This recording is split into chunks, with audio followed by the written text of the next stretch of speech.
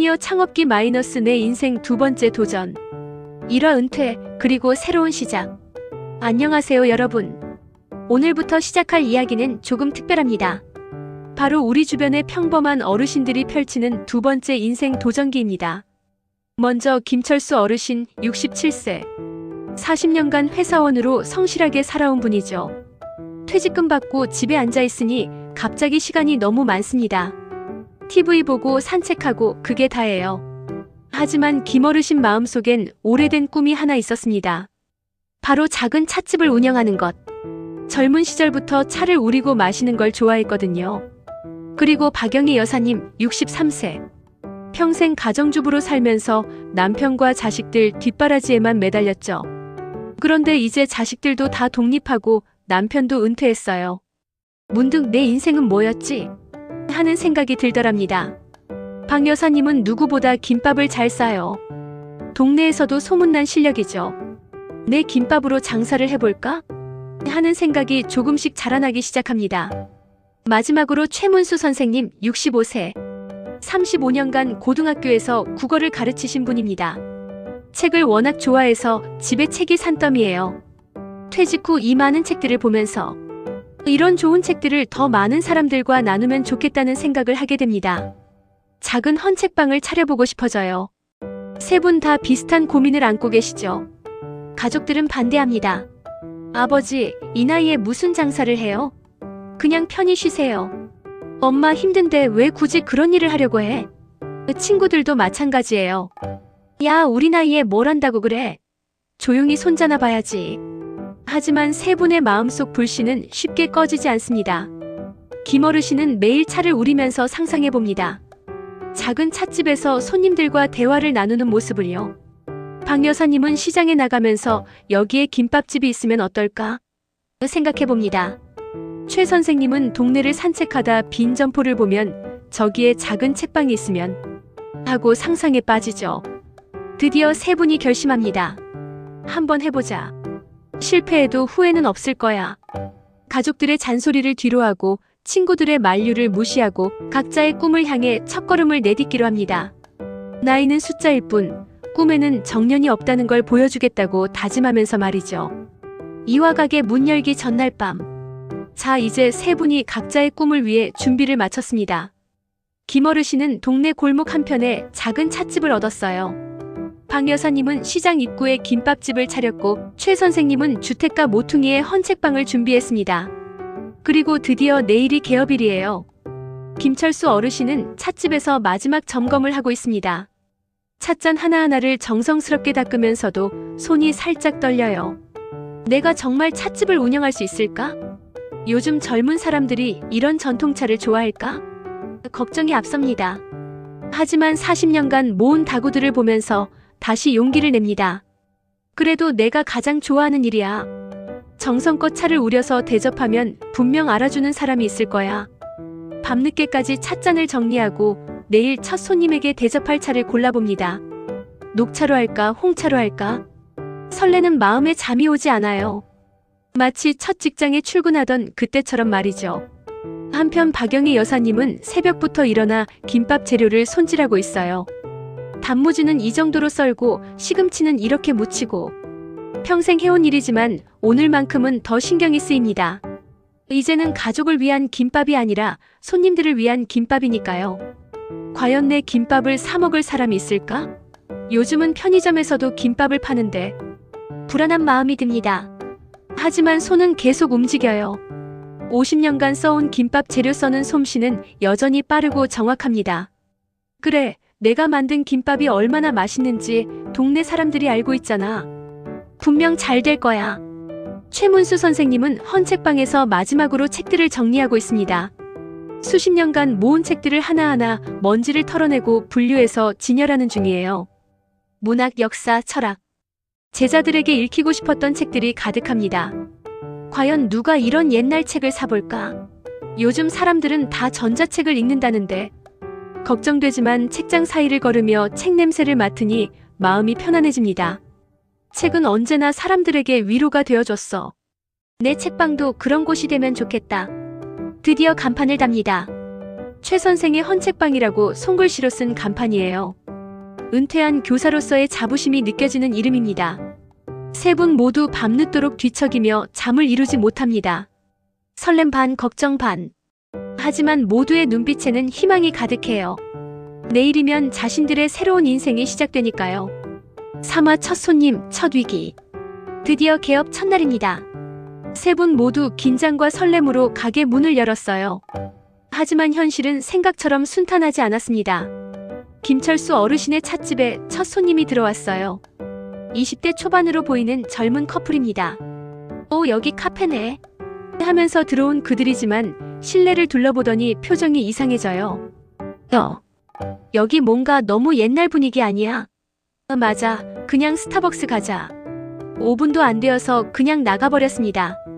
김어르신은 당황스러워요. 내가 정성껏 준비한 찻집인데. 하지만 더 충격적인 건 그 이후였어요. 하루 종일 기다려도 손님이 한 명도 오지 않는 거예요. 오후가 되어서야 동네 할머니 한 분이 들어와서 여기가 새로 생긴 찻집이구나 하시며 차 한 잔 드시고 가신 게 전부였습니다. 박영희 여사님의 김밥집은 정반대 상황이에요. 점심시간이 되자 갑자기 손님들이 몰려들기 시작했어요. 김밥 2줄 주세요. 저는 3줄이요. 빨리 주세요. 급해요. 하지만 문제가 생겼어요. 혼자서 주문을 받고 김밥을 싸고 계산까지 하려니 머리가 하얘집니다. 어디 계산기가 있더라? 아, 거스름 돈이 얼마지? 그 계산을 틀려서 손님과 실랑이가 벌어지고 주문도 헷갈려서 단무지 빠진 김밥을 주기도 하고 완전 아수라장이 됐어요. 결국 몇몇 손님들이 너무 오래 기다렸네요 하면서 그냥 가버렸습니다. 박 여사님은 기운이 빠져서 내가 뭘 잘못 생각한 건가 하며 한숨을 푹 쉬어요. 최문수 선생님의 헌책방은 너무 조용해요. 아침부터 저녁까지 앉아있는데 손님이 아무도 안 와요. 가끔 지나가는 사람들이 헌책방이네 하면서 구경은 하지만 책을 사는 사람은 없어요. 요즘 누가 헌책을 사겠어? 최 선생님은 자신의 책을 읽으면서 시간을 보내지만 마음이 무거워져만 갑니다. 내가 너무 안일하게 생각한 건 아닐까? 세 분 모두 첫날의 현실에 충격을 받았어요. 창업이 이렇게 어려운 일인지 몰랐거든요. 김어르신은 손님이 없어서 고민이고 박 여사님은 손님이 너무 많아서 혼란스럽고 최 선생님은 아예 관심받지 못해서 우울해요. 집에 돌아간 세 분은 각자 생각에 빠졌어요. 내가 무리한 건 아닐까? 가족들 말이 맞았나? 하지만 아직 포기하기엔 이르죠. 첫날의 실패는 누구에게나 있는 일이니까요. 내일은 더 나아질 거라는 희망을 품으면서 오늘의 문제점들을 하나씩 되짚어봅니다. 사와 서로의 힘이 되어 며칠이 지났지만 상황은 크게 나아지지 않았어요. 세 분 모두 각자의 어려움과 싸우고 있었죠. 그런데 우연히 시장에서 마주치게 됐습니다. 김철수 어르신이 찻집용 다과를 사러 시장에 왔다가 박영희 여사님이 김밥 재료를 사러 온 걸 보고 인사를 건넸어요. 어머, 박 여사님. 요즘 어떻게 지내세요? 그때 마침 최문수 선생님도 나타났어요. 세 분은 동네에서 서로 얼굴은 알고 지내던 사이였거든요. 최 선생님도 여기 계시네요. 요즘 뭐하고 지내세요? 자연스럽게 대화가 시작됐어요. 그런데 이야기를 나누다 보니 세 분 모두 최근에 가게를 차렸다는 걸 알게 됐죠. 어머, 선생님도 창업하셨어요? 네, 작은 헌책방을요. 그런데 김어르신께서도 찻집을 차리셨다고요? 맞아요. 하지만 손님이 없어서 고민이에요. 저는 반대로 손님이 너무 많이 와서 정신이 하나도 없어요. 세 분은 시장 한 구석 작은 식당에 앉아서 각자의 고충을 털어놓기 시작했어요. 김어르신은 젊은 사람들이 우리 찻집을 너무 옛날 것이라고 생각하는 것 같아요 라고 했고 박 여사님은 혼자 모든 일을 처리하려니까 실수투성이에요 라고 했어요. 최 선생님은 요즘 사람들이 헌책에 관심이 없는 것 같아요 라고 한숨을 쉬었죠. 그런데 이야기를 나누다 보니 서로 도움이 될 만한 아이디어들이 떠올랐어요. 김어르신이 먼저 제안했어요. 그런데 생각해보니까 우리가 서로 도울 수 있지 않을까요? 최 선생님, 제 찻집 한 구석에 책 읽는 공간을 만들어도 될까요? 차를 마시면서 책을 읽을 수 있게요.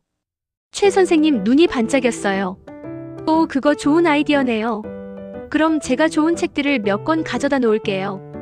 그리고 김어르신, 제 책방에 오시는 분들께 찻집도 소개해드릴게요. 박 여사님도 아이디어를 냈어요. 그럼 제가 간단한 김밥을 찻집과 책방에 배달해 드릴게요. 차를 마시거나 책을 읽을 때 출출하면 김밥 한 줄 정도는 먹을 수 있잖아요. 세 분은 점점 신이 나기 시작했어요. 그리고 우리 가게들을 서로 홍보해주면 어떨까요?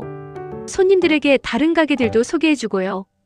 맞아요. 우리끼리만 경쟁할 게 아니라 함께 발전하면 되죠. 이렇게 해서 세 분은 동네 상생 협약을 맺었어요.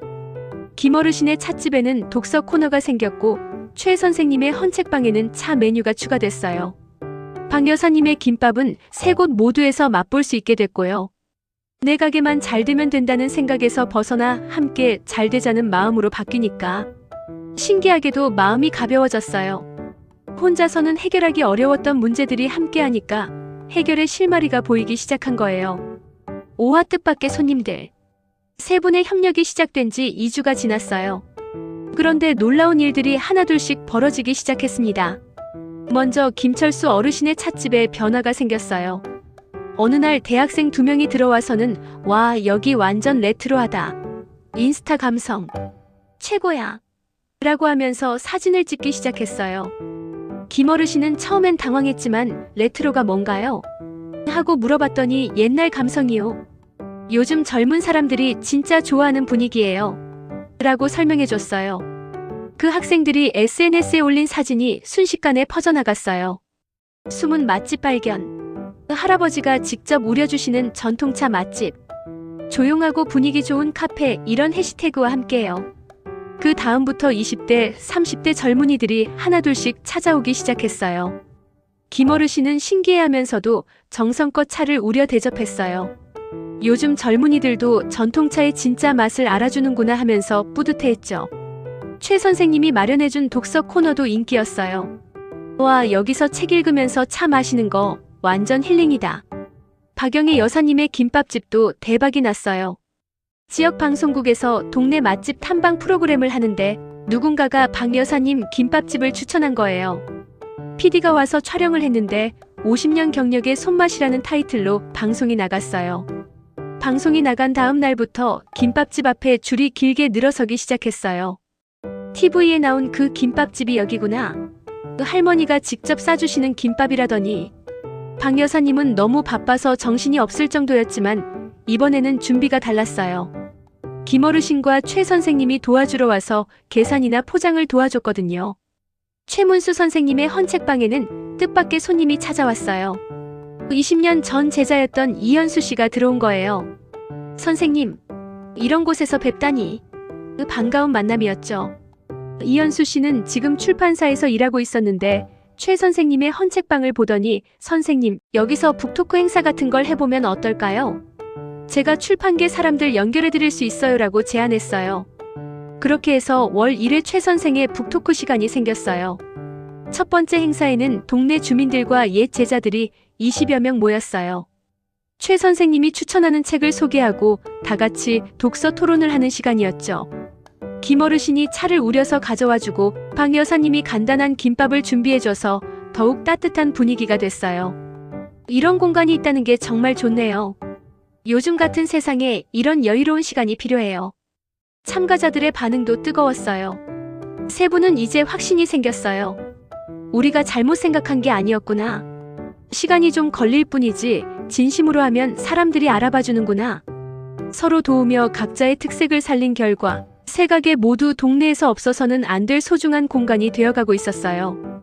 6화 인생은 아직 끝나지 않았다. 6개월이 지났습니다. 김철수 어르신의 찻집, 박영희 여사님의 김밥집, 최문수 선생님의 헌책방은 이제 동네 사람들에게 없어서는 안 될 소중한 공간이 되었어요. 김어르신의 찻집은 할베티하우스라는 별명으로 불리며 젊은 층들 사이에서 입소문이 났어요. 전통차의 진정한 맛을 알려주는 곳, 마음이 편안해지는 힐링 공간으로 자리 잡았죠. 단골 손님들이 생겼고 해외 관광객들도 찾아오기 시작했어요. 박 여사님의 김밥집은 이제 하루에 200줄 이상을 팔아요. 너무 바빠서 딸이 도와주러 나오기도 하고 동네 아주머니 한 분을 아르바이트로 쓰게 됐어요. 엄마가 이렇게 대단한 분이었나? 그 가족들도 박 여사님을 새롭게 보기 시작했죠. 최 선생님의 헌책방은 동네 문화살롱이 됐어요. 북토크뿐만 아니라 신앙송의 작은 음악회도 열려요. 옛 제자들이 자주 찾아와서 선생님, 그때 추천해주신 책 기억나요? 하며 추억을 나누기도 하고요. 어느 토요일 오후 세 분이 김어르신의 찻집에서 만났어요. 박 여사님이 정성껏 싼 김밥을 나누어 먹으며 최 선생님이 추천하는 책 이야기를 나누고 있어요. 생각해보니 우리가 정말 많이 바뀌었네요. 김어르신이 말을 꺼냈어요. 처음엔 손님이 한 명도 안 와서 얼마나 속상했는데 박 여사님이 웃으며 답했어요. 맞아요. 저도 첫날 계산 실수하고 아수라장 될 때는 내가 미쳤나 생각했어요. 그런데 지금은 매일 가게 나가는 게 이렇게 즐거울 수가 없어요. 최 선생님도 고개를 끄덕였어요. 저도 마찬가지예요. 교직에서 물러날 때는 이제 내 역할은 끝났다 생각했는데 지금은 더 많은 사람들과 책을 통해 소통하고 있잖아요. 세 분은 지난 6개월을 돌아보며 감회가 새로웠어요. 가족들의 반대, 친구들의 만류, 첫날의 실패, 그 모든 것들을 이겨내고 여기까지 왔어요. 그런데 우리가 이렇게 해낼 줄 정말 몰랐어요. 박 여사님이 말했어요. 이 나이에도 새로운 일을 시작할 수 있다니. 김어르신이 차를 한 모금 마시며 말했어요. 맞아요. 나이는 정말 숫자일 뿐이네요. 하고 싶은 일이 있으면 언제든 시작할 수 있어요. 최 선생님이 덧붙였어요. 그리고 혼자서는 어려웠을 텐데 우리가 서로 도우니까 가능했던 것 같아요. 경쟁할 게 아니라 협력해야 한다는 걸 배웠어요. 창밖으로 해가 지고 있었어요. 찻집 안은 따뜻한 등불빛으로 가득했고 세 분의 얼굴에는 만족스러운 미소가 떠올라 있었어요. 그때 젊은 손님 한 분이 다가와서 말했어요. 어르신들 보면서 정말 많이 배워요. 나이가 들어도 꿈을 포기하지 않으신 모습이 너무 멋있어요. 저도 언제가 될지 모르지만 어르신들처럼 용기 내서 제가 정말 하고 싶은 일을 해보고 싶어요. 세 분은 서로를 바라보며 뿌듯한 웃음을 지었어요. 자신들의 도전이 다른 사람들에게도 용기를 주고 있다는 걸 알게 된 거죠. 꿈의 나